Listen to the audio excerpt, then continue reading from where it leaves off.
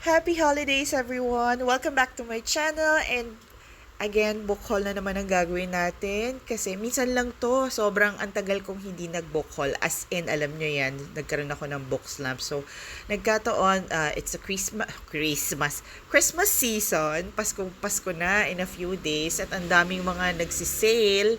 Kaya naman talagang grab the opportunity kasi baka matagal na naman bago maulit. So, let's start!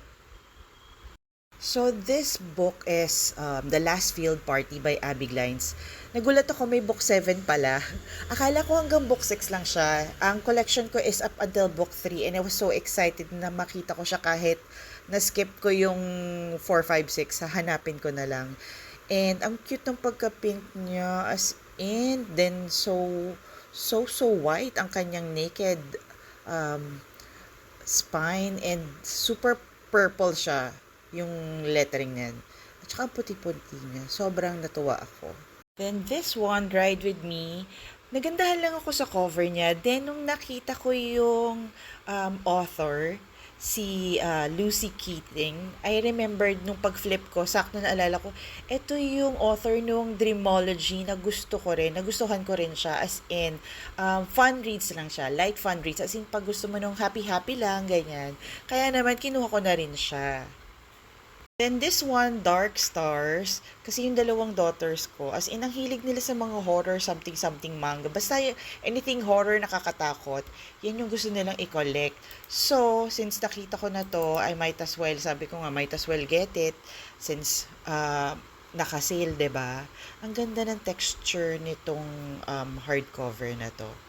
Kaya, let's see kung hindi siya diretsong story, as in compilation siya of different stories. So, at least kung medyo like for me na matatakotin, mabilis lang din ako matakot. Okay, next is Muse of Nightmares by Laini Taylor. Ito yung book 2 ng Strange the Dreamer. Duology lang to. So, may nagregalo kasi sa akin ng Strange the Dreamer na book 1. Hi, Raf. Thank you.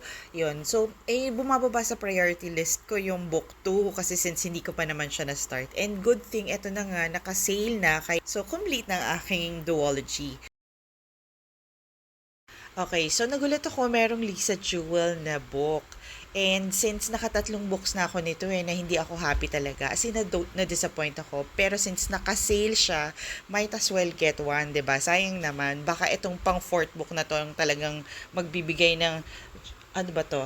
Justification kay Lisa Jewell for me. So, let's see later or soon pag binasa ko na siya. And then this one, Long Bright River, hindi ako familiar sa kanya, honestly. Pero good thing gumana yung aking internet, ang aking data. So I was able to check and nakita ko nga mataas yung rating niya, which is 4 point something, which is good. Kaya kinuha ko na rin siya and I'm looking forward to starting this book. And this one, The Power Couple, ang ganda ng cover niya eh. And then, I was able to check also sa Goodreads. And close to 4 siya, 3.7. So, sabi ko, not bad na rin. So, might as well get it also. Kasi I'm really looking for mga suspense, mystery, thriller books lately. And then this book, Listen to Me by Tess Gerritsen. I checked Goodreads just now. I realized pang book 13 pala siya of how many. Pero I'm hoping na standalone. I mean, separate story siya, although book 13 na siya. Kasi ang taas ng rating nito, 4.15. And the fact na umabot na siya ng 13 books and more, so I'm really parang my anticipation of, yung expectation ko of this book is really high. So, sana hindi rin ako ma-disappoint. Okay, this one, The Younger Wife, ang ganda ng cover din niya. And then, when I checked Goodreads, 3.78 siya. And yung plot niya is napaka-intriguing. So, I'm really looking forward to it. Sad lang kasi nakita ko pag uwi ko yan, meron siyang parang tear. Tapos, when I opened the dust jacket, mamaya ito papakita ko sa inyo. Hindi talaga ako natuwa. Kasi parang, I know it's, these books are on sale, 'di ba? Pero I mean, syempre, you still want your book na maganda yung copy. Hindi yung Parang anong nangyari? Hindi naman to used books kasi kung mga from book sale to, I wouldn't mind. Pero like ganito tingnan mo, oh, 'di ba? Ang sad. I'll try to check kung kaya pang i-replace. Sana pumayag sila kasi parang ang lungkot. Okay, eto naman, The Last House on the Street by Diane Chamberlain. Grabe, 4.23. Ang taas ng rating niya, 'di ba? As in. Tapos, alam mo yung, kasi ang genre nito is historical fiction. So, medyo talagang mas more intriguing pa siya. And then, mukhang although I'm not familiar with her, I think most of her books are really mas kilala. So, naka-Goodreads Choice Award pa siya. So, kaya sabi ko, go na talaga to, 'di ba? Ito naman, The New Neighbor by Karen Cleveland. Although 3.67 lang yung rating niya. Pero kasi yung knowing na may bago kang neighbor, alam mo yung minsan may kakaiba. Kaya I decided to get this as well. Tsaka syempre big tall book and naka-sale siya. So, go. Sana talaga hindi ako ma-disappoint dito. Isa pa to. Okay, Instant Karma by Marissa Mayer. This one naman, syempre Marissa Mayer, familiar ako and one of my favorite authors. Kaya talagang I made it a point na makuha ko rin siya. Plus, the color of the cover are so cute. Although yung nakuha ko is merong dark paint spots at merong folded pages. Nakakainis kasi, alam mo yung talagang I made it a point to look for yung mga nakabalot ng plastic. Ayan tuloy, meron tuloy akong trust issues sa mga naka-plastic na parang feeling ko binalot para i-conceal yung mga defects niya. Nakakainis. Pinalitan ko pa yung kinuha ko na isa na walang cover. Mas mali, mas maganda pa yung kopya nun. Tapos binalik ko pa naman. Ano ba yan? Eto nakakatawa kasi 'di ba, hello, dumaan na't lahat yung book niya. Hindi talaga ako naging interested to get it. And then a few days before I went to this warehouse sale, nakita ko na it was a movie already. Na kaya na-curious ako and nagulat ako. Sabi ko, "Oy, swerte." Talagang ganyan, 'di ba? And then I even encouraged two of my friends who asked to buy books as well while I was there. Tapos only to find out na while I was doing the unboxing, tsaka ko lang na-realize, hello, hindi pala to yung mismong book, kumbaga script. Ah, diba? Wow, mali, nakakainis. Pero anyway, nung tiningnan ko siya, ang ganda niya kasi meron siyang mga pictures. Yan, meron siyang mga pictures. Ang ganda niya. Nakakatuwa. Super sulit rin naman. Okay, and then this one, Ruth Ware. Kasi ang tagal ko nang gustong bumili ng book ni Ruth Ware na talagang lagi akong nagsiskip. Ewan ko ba anong nangyayari. Kaya nung nakita ko siya, kailangan ko siyang makakuha ng kahit isang book muna niya na maumpisahan ko yung collection ko. Kasi yung The Woman in Cabin 10 na meron ng movie right now, 'di ba? And yung It Girl, ang tagal ko nang gusto siya. Nasi-skip kasi pupunta siya sa baba yung pagiging priority niya. Kaya at least this time around, meron na akong Ruth Ware. Kaya looking forward to starting this book also. Eto, yung The Other Me by Sarah Jeng. Zachrich Jeng. Yan. Eto, nakakuha na ako nito before pa. Last month yata when I first went to the book sale. And nagustuhan ko siya talaga. And sabi ko nga, pag meron pa uli, I'll get some for my friends. Nagkataon, isa na lang natitira. Kinuha ko na kasi I want to give as a gift sa friend kong isa. Sana lang ma-appreciate niya kasi medyo hindi magandang copy nung dust jacket niya. Although, kung hindi naman super maselan, it's really nice. Tsaka I plan to spray the edges first before I give it to her. Kaya, ayan, para sa to, Dovik. Happy birthday! Okay, this one, The Veiled Throne by Ken Liu. Book 3 siya. I know, kasi I was supposed to, actually, not supposed. Ang objective ko talaga is to either get the standalone or book 1 na mga books. Walang book 3 or something not unless may existing na ako. Kaya lang, I remembered, etong series na to, years ago ko pa gustong umpisahan na i-collect yung book 1, The Dandelion Dynasty series. Yung book 1 na Grace of Kings, ganyan, Wall of... Ang dami kong in-skip na hindi ko siya kinuha. Kaya tuloy feeling ko, o sige, eto na book 3, kunin mo na to. Umpisahan mo na kahit paurong ang aking collection, 'di ba? Kasi ang ganda ng book cover niya. Nakita mo yung art, yung picture, basta ang ganda niya. Parang feeling ko napaka-badass ng story nito. Kaya, I really want to start collecting this. At least I started at book 3. So, let's go! So, the next set, ito naman yung from book sale na nabili ko. So, first, itong burning, A Slow Fire Burning by Paula Hawkins. Kasi meron na akong book niya na yung, wait, yon The Girl on the Train. Kalimutan ko pa talaga, no? Yon kaya sabi ko, sige, it's high time na meron ng kasama yung book niya sa aking shelves. And it's only 140, so why not? Plus, see, it's sprayed edges. My God, orange. Oh, cute.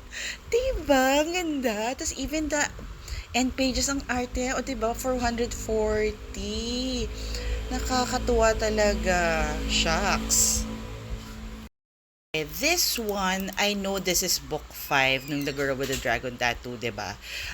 Pero kasi sobrang, alam mo, na-appreciate ko talaga yung series na to.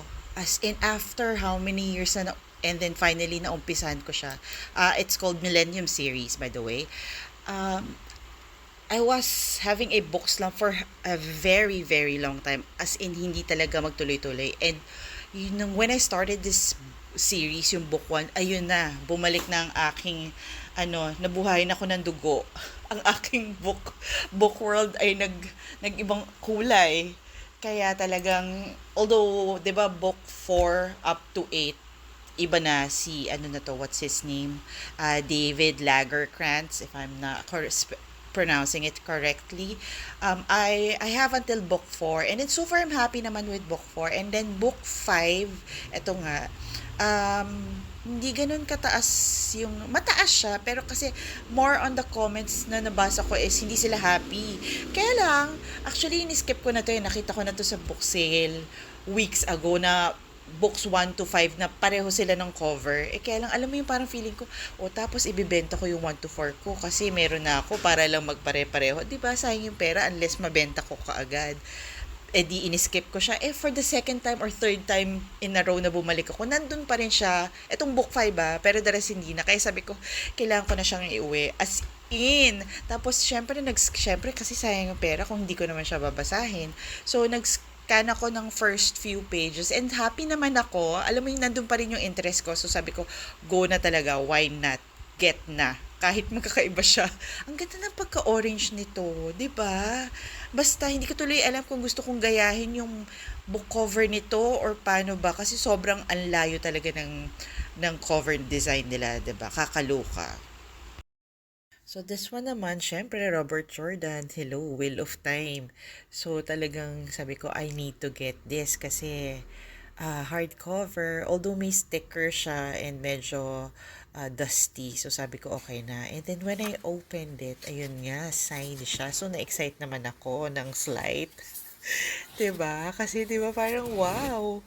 For how much I got 160, yung pala 80 pesos lang siya. Pag uwi ko dito sa bahay, tsaka ako lang siya na-absorb na, hello, it's only 80 pesos. Talagang sobrang panalong-panalo tong haul na to. And then, I found out, nagpunta ako ng National, ang dami pala niyang ganito na same, na I think printed yung signature. Kaya, pero I'm happy na rin kasi 'di ba, hello, 60 peso. Ay, 80 pesos. Why not? Eto naman, this is my daughter's haul. Actually, sa kanya to. So, yan. Ang tagal ko na itong nakikita Pero this time around, siya yung may gusto mag-haul. Kaya, there. That's her book. Doon ko nilalagay yan sa right side ng shelf namin. At ang ganda, ang linis ng copy na to, ha. Ang puti ng page, ng paper at hindi siya ganun ka-crumpled.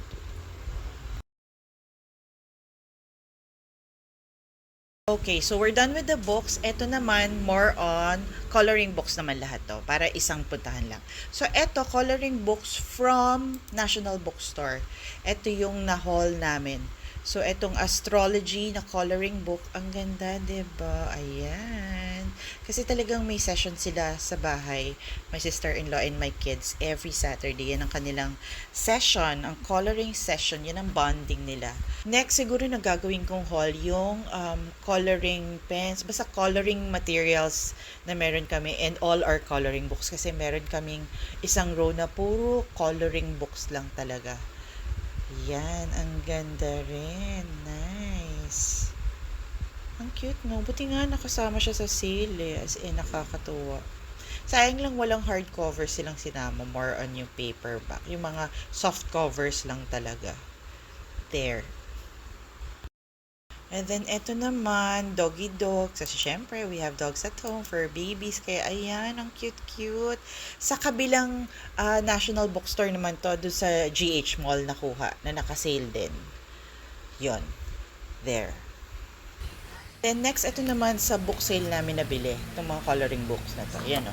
May tear. Pero it's okay. Hello, 85 pesos. Yan.